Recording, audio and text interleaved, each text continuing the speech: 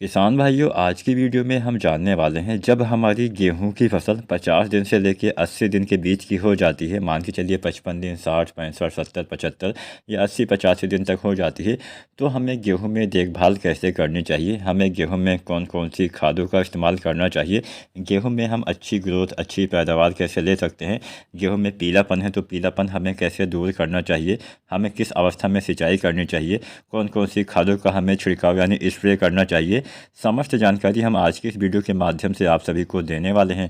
अगर आप सभी चैनल पे नए हैं या पुराने हैं लेकिन अभी तक आपने SRJ खेती चैनल को सब्सक्राइब नहीं किया है, तो आप सभी किसान साथियों से अनुरोध है, प्लीज़ चैनल को सब्सक्राइब करें, साथ में बेल आइकन दबाएं और आपके मन में जो भी सवाल हो नीचे कमेंट के माध्यम से आप अपने सारे सवाल हमसे पूछ सकते हैं।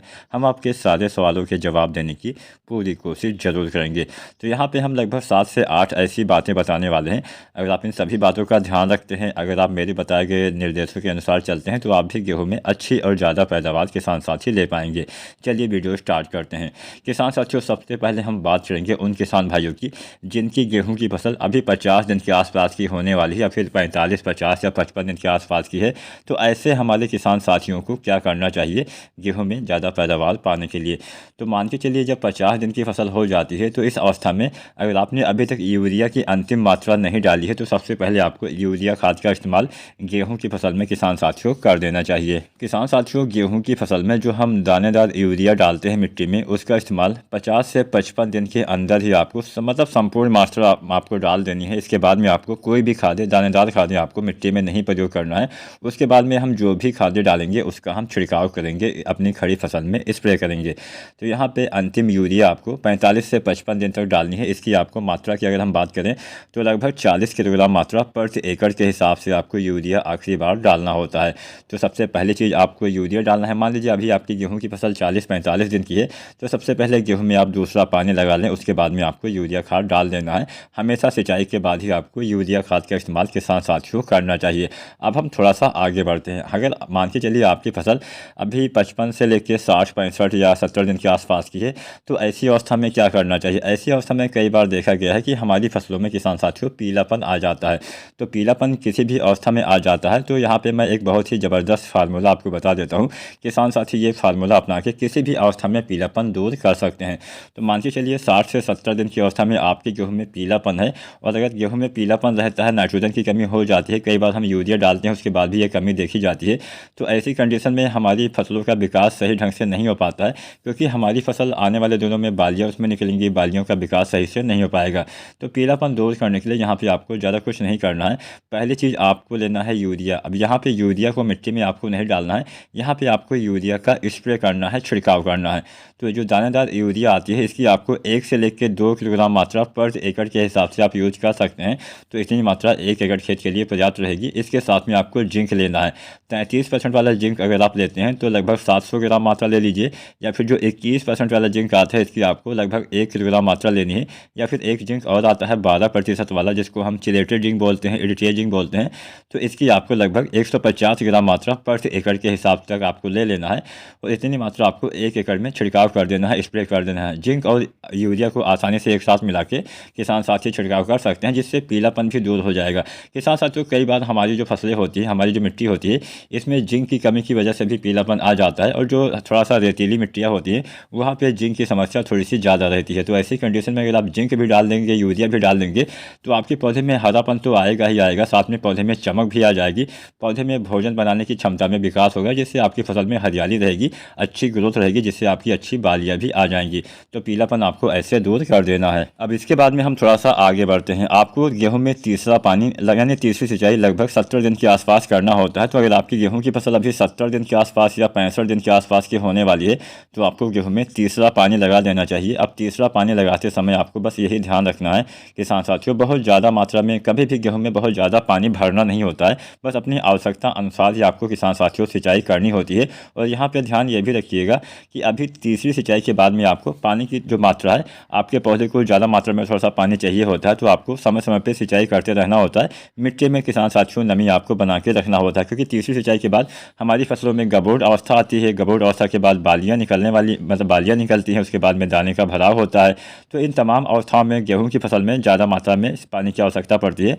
तो इसलिए गबोड़ अवस्था से लेकर जब तक समस्त दाने का भराव नहीं हो जाता है तब तक आपको खेत में नमी की कमी किसान साथियों नहीं होने देनी चाहिए। अगर आप नमी की कमी होने देंगे तो आपकी फसल में अच्छी बालियाँ नहीं आएंगी, दाने अच्छे नहीं आएंगे, दाने का भराव अच्छे से नहीं होगा, जिससे आपको नुकसान हो जाएगा। तो तीसरा पानी यानी तीसरी सिंचाई आपको लगभग 70 दिन के आसपास अपने गेहूँ में कर देनी है।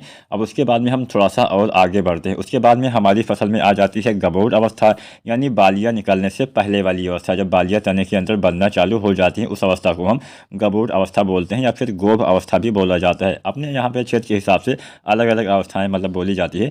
तो बालियाँ निकलने से पहले आपको थोड़ा सा सावधानी बरतना होता है। बालियाँ निकलने से पहले अगर आप थोड़ा सा भी चूक जाते हैं तो आपकी सारी मेहनत बेकार हो जाती है। तो जब आपके गेहूँ में बालियाँ निकलने से पहली वाली अवस्था आ जाए, गबोड़ अवस्था, इसका मतलब होता है जब तने के अंदर बालियाँ बनना स्टार्ट हो जाए, तब इस अवस्था में आपको एक चीज़ डालना है, वो है NPK।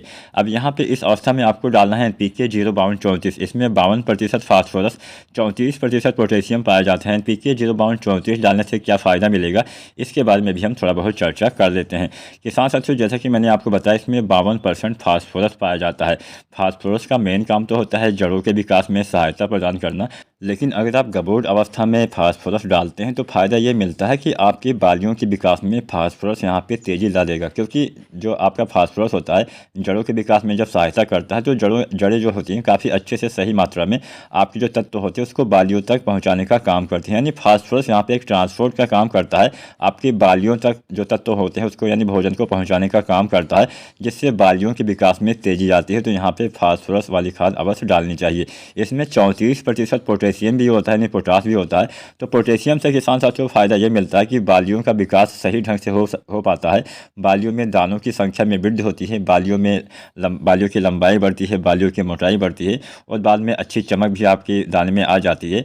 इसके साथ साथ आपके तने को मजबूत करता है, आपकी फसल में रोग प्रतिरोधी क्षमता में विकास करता है, आपकी फसल को सूखा के प्रति सहनशील बनाता है। इसके साथ साथ प्रकाश संश्लेषण प्रक्रिया में काफ़ी तेज़ी लाता है, अच्छे सही ढंग से आपके पौधे भोजन बना पाते हैं। तो यहाँ पे 05234 का काफ़ी अहम योगदान होता है गबोड़ अवस्था में। तो NPK 05234 गबोड़ अवस्था में 1 से लेकर 1.5 किलोग्राम प्रति एकड़ के हिसाब से किसान साथी अगर आप इस्तेमाल करते हैं, बहुत ही बढ़िया फ़ायदा आपको मिलने वाला है। अब जब आप NPK 05234 का इस्तेमाल गबोड़ अवस्था में करते हैं तो इसी अवस्था में किसान साथियों आपको बोरोन खाद का भी इस्तेमाल करना चाहिए। बोरोन के इस्तेमाल से बहुत बढ़िया फ़ायदा मिलता है, थोड़ा बहुत हम जान लेते हैं। किसान साथियों, जब आप बोरोन डालते हैं गबोड़ अवस्था में तो पहला फ़ायदा ये मिलता है कि बोरोन आपके पौधे के सभी अंगों तक सभी पोषक तत्वों को पहुंचाने का काम करता है। अगर आपको मैं बहुत आसान भाषा में समझाऊं तो आपके जड़ों के द्वारा जो भी भोजन होता है, जो आपके पोषक तत्व होते हैं, जो पानी वगैरह होता है, जो भी आपकी जड़ें उसको अवशोषित कर पाती हैं, उसको पौधे के सभी भागों तक पहुँचाने का काम बोरोन का ही होता है। अर्थात बिना बोरोन के आपके पौधे अपना जीवन चक्र पूरा नहीं कर पाते हैं। तो जो बोरोन आता है 20% वाला, इसकी आपको लगभग 100 ग्राम मात्रा जब आप NPK 05234 डालते हैं इसी अवस्था में डाल देना है, बहुत बढ़िया लाभ मिलेगा। इसके साथ साथ दूसरा काम बोरोन का ये होता है कि बोरोन आपकी फसल में पॉलिनेशन में काफ़ी मदद करता है। मतलब जो परागण प्रक्रिया होती है जिसके द्वारा आपके जो बालियाँ बनती है, उसके बाद में आपके फ्लावर्स आते हैं, फ्लावर्स के बाद में बीज यानी दाने का विकास होता है। तो दाने के विकास वाली प्रक्रिया में बोरोन काफ़ी अहम योगदान करता है, जिससे समस्त दाने का भराव अच्छे से हो पाता है। कई बार हमारे गेहूँ में भी बहुत सारे दाने खाली रह जाते हैं, जिससे उत्पादन में कमी हो जाती है। तो अगर आप बोरोन का इस्तेमाल करते हैं तो ये समस्या आपके वहाँ पे नहीं आने वाली है। तो बोरोन 20% की 100 ग्राम मात्रा, साथ में NPK 05234 1 से 1.5 kg डालेंगे, गबोड़ अवस्था में बढ़िया फ़ायदा मिलेगा। इसके साथ में किसान साथियों आप चाहें तो सागरिका का भी इस अवस्था में इस्तेमाल कर सकते हैं, बहुत बढ़िया लाभ मिलने वाला है। किसान साथियों, इफ्को की जो सागरिका लिक्विड है, सागरिका को एक तरह से ग्रोथ प्रमोटर हम बोलते हैं, मतलब पौधे में विकास की प्रक्रिया में तेजी लाता है। इससे फ़ायदा ये मिलता है कि जब आप गबोड़ अवस्था में इसका इस्तेमाल करते हैं तो पौधे में ये भोजन बनाने के लिए पौधे को उत्तेजित करता है, जिससे पौधे काफ़ी अच्छे से काफ़ी सही मात्रा में तेज़ी से भोजन बनाते हैं, जिससे आपकी फसल का विकास तेज़ी से हो पाता है। क्योंकि इस समय बालियों का विकास होता है तो सारा फोकस आपके पौधे अपने बालियों पे ही लगाते हैं। तो अगर आप सागरिका लिक्विड डालते हैं तो बालियों के विकास में कहीं ना कहीं बहुत ही अहम योगदान सागरिका लिक्विड भी रोल करने वाला है, मतलब अहम योगदान देने वाला है। तो सागरिका लिक्विड अगर आप डालते हैं तो बढ़िया फ़ायदा मिलेगा। सागरिका लिक्विड डालने के लिए आपको इसकी लगभग 300 से 400 ml मात्रा प्रति एकड़ के हिसाब से गबोड़ अवस्था में डाल देना है। मतलब इसकी अगर हम मात्रा के बारे में जानें तो 250 से 500 ml मात्रा तक आप डाल सकते हैं। अधिकतम 250, अधिकतम 500, कम से कम 250 ml आपको डालना होता है प्रति एकड़ के हिसाब से। तो यहाँ पे हमने 3 चीज़ें आपको बताई। पहला हमने बताया 0.34, दूसरा हमने बताया बोरोन, तीसरा हमने बताया सागरिका लिक्विड। ये तीनों चीज़ें आप एक साथ प्रयोग कर सकते हैं, बस सभी का अलग अलग घोल आपको बनाना पड़ेगा। किसान साथियों, कई बार आपने देखा होगा कि जब हमारी फसल में बालियाँ निकलने वाली होती है, ऐसी अवस्था में भी आपके गेहूँ में अगर पीलापन आ जाता है तो पीलापन तो आपको दूर करना ही पड़ेगा। तो पीलापन दूर करने के लिए, जैसा कि मैंने पहले तरीका बताया था, यूरिया का आपको छिड़काव करना है, तो आप चाहें तो यहाँ पे यूरिया का छिड़काव भी कर सकते हैं। तो दानेदार यूरिया आपको 1 से 2 किलोग्राम लेना है, उसके बाद में उसका स्प्रे कर देना है। तो ये 4 चीज़ें एक साथ आप प्रयोग कर सकते हैं, बस सभी का अलग अलग घोल बनाना है और बहुत ही बढ़िया किसान साथियों फ़ायदा मिलने वाला है। आप चाहें तो जो 12% वाली जिंक आती है, जिसको हम चिलेटेड जिंक बोलते हैं, उसका भी इस्तेमाल इसी, मतलब जो आप 0.34 बोरोन, सागरिका लिक्विड और यूरिया डालेंगे, इसी के साथ में आप डाल सकते हैं। लेकिन हाँ, सावधानी यही बरतनी होती है कि जब आप बहुत सारी चीज़ें इकट्ठा मिलाएं तो सभी का अलग अलग घोल बनाने के बाद ही प्रयोग करें, क्योंकि फास्फोरस के साथ में आपको जिंक नहीं मिलाना चाहिए। हालांकि चिलेटेड जिंक आप मिला तो सकते हैं, लेकिन बहुत लंबे समय तक मिला के रखना नहीं होता है। तो इसलिए अलग अलग घोल बनाइए, टंकी में एक साथ डाल के आप आसानी से छिड़काव कर देंगे तो आपको फ़ायदा मिल जाएगा। तो अगर आप 12% वाले चिलेटेड जिंक डालते हैं, जिसको हम इरिटिया जिंक भी बोलते हैं, तो 12% वाले जिंक की 125 से 150 ग्राम मात्रा अगर आप छिड़काव कर देते हैं तो जो आपके पौधे में एक प्रक्रिया होती है प्रकाश संश्लेषण की, काफ़ी अच्छे से हो पाती है, पौधे में हरियाली आती है, पौधे में बालियाँ काफ़ी अच्छी आ जाएंगी। तो अगर आप चाहते हैं अच्छे से उत्पादन मिले तो यहाँ पे हमने जो जो बातें आपको बताई उसको आपको ध्यान रखना है। और अगर आप सही समय पे, सही मात्रा में, सही खादों का इस्तेमाल करते हैं, सही समय पे सिंचाई, यहाँ पे सिंचाई पे भी आपको काफ़ी फोकस करना है। बिना पानी के किसी भी फसल में अच्छी पैदावार नहीं ले जा सकती, तो हमेशा आपको खेत में नमी बना के रखना चाहिए। मान लीजिए नमी नहीं है, आप इन खादों का इस्तेमाल करने वाले हैं, तो ये सारी खादें अच्छे से काम नहीं करेंगी। तो नमी ना हो तो सबसे पहले गेहूँ की सिंचाई कर दीजिए, और सिंचाई करने के बाद ही यहाँ पे हमने जो भी खादें बताई है उसका इस्तेमाल आपको गेहूँ की फसल में करना चाहिए, तभी किसान साथियों आपको अच्छा फ़ायदा मिलने वाला है। उम्मीद करते हैं आज की जानकारी आपको पसंद आई होगी। किसान साथियों, अगर आज की जानकारी पसंद आई है तो लाइक करें, शेयर करें और चैनल को सब्सक्राइब जरूर करें।